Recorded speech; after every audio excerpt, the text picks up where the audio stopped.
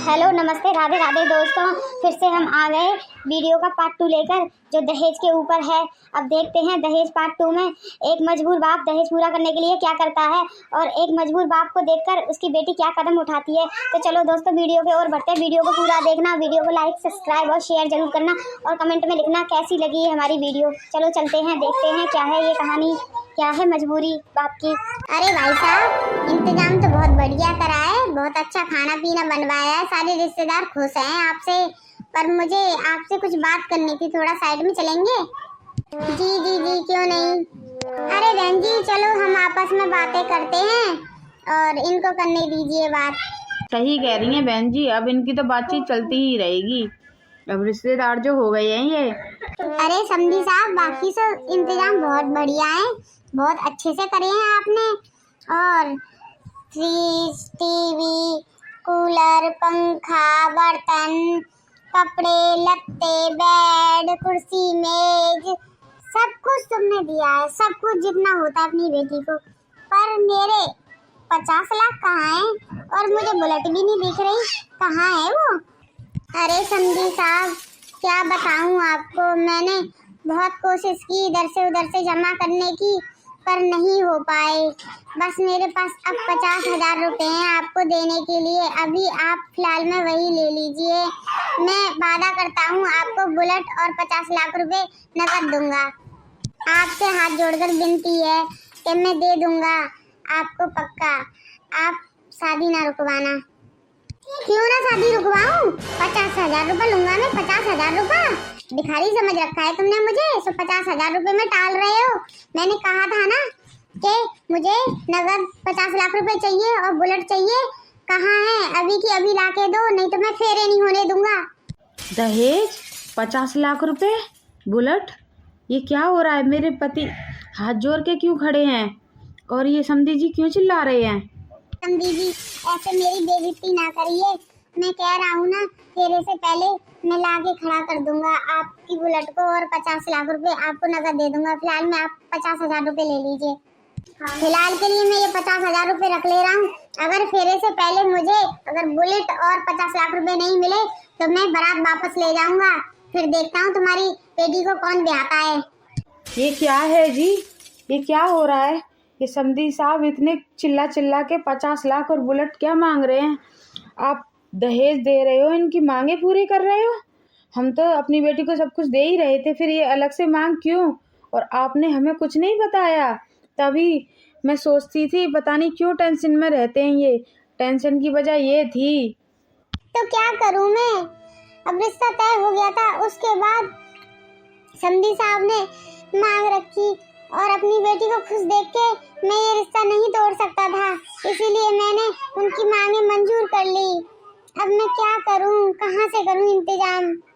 अब क्या होगा जी? अगर हम इनकी मांगे पूरी नहीं कर पाए तो हमारी बेटी की शादी टूट जाएगी। मैंने सुना कि वो कह रहे थे कि हम बारात वापस ले जाएंगे।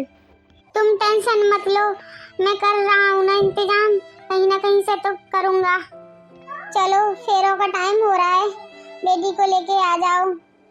अजी आप रोइए मत, अब जो होगा सो देखा जाएगा। अब हम मना भी नहीं कर सकते, शादी से इतना खर्चा हो गया है और रिश्तेदार भी हैं।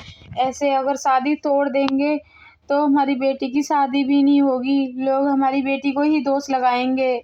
सुनो, इस बात का पता बेटी को ना लगना चाहिए, नहीं तो वो बहुत नाराज हो जाएगी। उसको गलत चीजें बर्दाश्त नहीं है। जानती हूँ जी। अजी, इन्होंने अगर फेरों से पहले बुलेट और 50 लाख रुपए नहीं दिए तो तुम क्या समझती हो? इस भिखमंगे की बेटी से शादी करा दूंगा? अरे मेरे बेटे के लिए तो लड़कियों की लाइन लगी हुई है, एक से एक अमीर घर में शादी करा दूंगा मैं और भर भर के दहेज लूंगा, मुंह मांगा। पता नहीं कहाँ कंगाल के पास फंस गया मैं। चलो देखते हैं देता है नहीं देता है, नहीं देता तो फिर भुगतेगा। पापा मम्मी, क्या हुआ? आप इतनी दुखी क्यों लग रहे हो, परेशान लग रहे हो? मुझे कोई बात है क्या? बेटा ऐसा कुछ नहीं है, पापा थोड़ा भाग दौड़ कर रहे हैं ना तो थक गए हैं वो, बस इसलिए परेशान है, ऐसी कोई बात नहीं है। पापा मम्मी, अगर कोई बात छुपा रहे हो तो मुझे बता दो, मैं आप लोगों को तकलीफ में नहीं देख सकती, और खासकर मेरी वजह से तुम्हें तकलीफ पहुंच रही हो तो बिल्कुल भी नहीं। तो कोई बात है तो मुझे बता दो। अरे नहीं मेरी लाडो, बस तुझसे दूर जाने का गम है, इसलिए परेशान हूँ। मेरी लाडो चली जाएगी तो फिर मैं किसके साथ हंसूंगा, खेलूंगा, किससे बातें करूंगा, बस इतनी सी बात है। तू खाम खाम में टेंशन ले रही है, तू अपनी शादी पे ध्यान दे बच्चा। अगर किसी दिन मेरी बेटी को पता चल गया कि उसके ससुराल वालों ने उसके पापा को कितना परेशान किया है दहेज की खातिर, तो उसको कितना बुरा लगेगा और हमसे भी गुस्सा हो जाएगी, नाराज़ हो जाएगी। चलो अब क्या कर सकते हैं, ऐसे लालची लोग जो मिल गए हैं। अब अपनी बेटी को हंसी खुशी देखना है तो देना तो पड़ेगा ही। ये लोग क्या बातें कर रहे हैं ऐसे घुसर घुसर। पापा क्या हुआ, बुलेट और 50 लाख रुपए का बुड्ढा दे रहा है नहीं दे रहा है? क्या बताऊं बेटा, अभी बुड्ढे ने 50,000 रुपए दिए, बोलता है कि मैं अभी इंतजाम कर रहा हूँ। अब देखते हैं, अगर फेरों से पहले नहीं दिए इसने तो अब शादी तोड़ देंगे। अब तेरे लिए लड़कियों की कमी थोड़ी ना है। चल तू नाराज मत हो, आराम से बैठ जा। दहेज, चलो बच्चों मंडप पे जाने का टाइम आ गया है। रुको, ये फेरे अभी नहीं होंगे, पहले समधी जी तुमसे बात करनी है। सुनिए जी, ये पापा क्या कह रहे हैं, फेरे नहीं होने देंगे? क्यों, क्या हुआ? वो इसलिए बोल रहे हैं कि तुम्हारे पापा ने वादा किया था फेरे से पहले बुलेट और 50 लाख रुपए देने का, जो वो अभी पूरा नहीं कर रहे हैं, तो कैसे फेरे हो सकते हैं? अरे तुम लोग धोखा देते हो क्या? 50 लाख रुपए और बुलेट, बाकी सामान तो पापा ने दिया था, फिर ये मांग क्यों? अरे बेबी तुम टेंशन मत लो, अगर तुम्हारे पापा ने दे दिए पैसे और बुलेट तो तुम मेरी ही बीवी बनोगी, तुम टेंशन मत करो। अगर नहीं दिए तो फिर यही जिंदगी भर कुंवारी सड़ते रहना। चल बेटा नीचे उतर, ये फेरे तभी होंगे जब 50 लाख कैश अभी मिलेगा और बुलेट मिलेगी, नहीं तो वरना शादी कैंसिल, बारात वापस। जी पापा। समधी जी आपके हाथ जोड़ता हूँ, फेरे हो जाने दीजिए। और मैं सच बोल रहा हूँ, मैंने जिससे पैसे मंगाए थे और बुलेट मंगाई थी उसका एक्सीडेंट हो गया है। मैं माफी चाहता हूँ कि वो टाइम पे नहीं आ सका, पर तुम जब तक बारात लेके वापस जाओगे तब तक आपके दरवाजे पे बुलेट और पैसे पहुँच चुके होंगे, इतना मैं वादा करता हूँ। मैं खुद लेके आऊँगा आपके घर। पापा ये क्या है, मैंने तो पहले ही वो सब घर का सामान देने से मना किया था, और ये 50 लाख और ये बुलेट का क्या चक्कर है? पापा आप लोगों ने मुझे कुछ नहीं बताया, मुझे बड़े धोखे में रखा तुमने। अब बेटी मुझे माफ कर दे, पर मैं क्या करता, तेरी खुशी के लिए मैंने ये शर्त भी इनकी मान ली। अरे बहुत हो गया बाप बेटी का खेल, अब बस भी करो। समझी, बहुत हो गया, अब ये खेल नहीं चलेगा मेरे साथ। तुम अपनी बेटी की शादी मेरे बेटे से करवा के और हमको फंसा रहे हो और कुछ नहीं देना चाहते। अब ये शादी नहीं होगी तो नहीं होगी, मैंने कह दिया तो कह दिया। अगर शादी करानी तो अभी की अभी 50 लाख कैश और बुलेट चाहिए मुझे, तभी अब ये फेरे होंगे, नहीं तो होंगे नहीं वरना तुम्हारी बेटी अपने घर में रखना, कुंवारी जिंदगी भर शादी नहीं होगी। समधी जी समझाइए ना समधी साहब को, ऐसे शादियां नहीं टूटती, हम कहीं के नहीं रहेंगे, कहाँ फिर हम अपनी बेटी की शादी कराएंगे। ऐसे बारात को वापस ले जाने की बात ना करें, फेरे होने दो, हम वादा करते हैं हम दे देंगे शादी के बाद। समदन जी मेहरबानी होगी कि आप बीच में ना बोलें, ये आदमियों की बात है, आदमियों की काम आदमियों को शोभा देते हैं, औरत बीच में ना बोले। हमारा सोने सा लड़का है, हमारे इस लड़के के लिए कहीं लड़कियों की कमी नहीं है। अरे आपकी बेटी नहीं तो और कोई सही। निकलो यहाँ से, अभी की अभी निकलो यहाँ से, 1 मिनट भी यहाँ मैं तुम्हें बर्दाश्त नहीं कर सकती। मेरे घर से अभी की अभी निकलो यहाँ से। ये क्या बोल रही हो तुम? तुम्हें शादी नहीं करनी क्या? अगर शादी नहीं होगी तो तुम कहीं की भी नहीं रहोगी, कोई भी तुमसे शादी नहीं करेगा, जिंदगी भर घर में पड़ी रहोगी और दुनिया के ताने सुन के ना तुम्हें आत्महत्या करनी पड़ जाएगी। अरे चुप कर अपने पापा मम्मी के पिस्सू। अरे तुझसे कौन छदूनर जैसे लड़के से शादी करना चाहेगा जो दहेज का लालच। हट थू। ये लड़की ज्यादा बोल रही है तू, अगर हम चले गए ना तो तू दर दर भटक जाएगी, दुनिया में मुंह दिखाने लायक नहीं रहेगी तू, समझ रही है ना तू?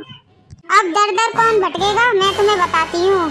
और तुमने मेरे पापा को रुलाया ना, मेरे मम्मी पापा को परेशान किया ना तुमने, अब देखो मैं बताती हूँ, दहेज चाहिए ना? अरे धाराओं का नाम सुना है तुमने? पुलिस को जानते हो ना, नाम तो सुना ही होगा ना। अब उनके पास जाने के लिए तैयार हो जाओ तुम।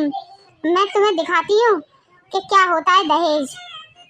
समधी और समधन जी, समझा लो अपनी लड़की को, बहुत ज्यादा बोल रही है। पता है ना, तुम्हारे घर में एक भी रिश्ता नहीं आएगा अगर ये शादी लौट गई तो।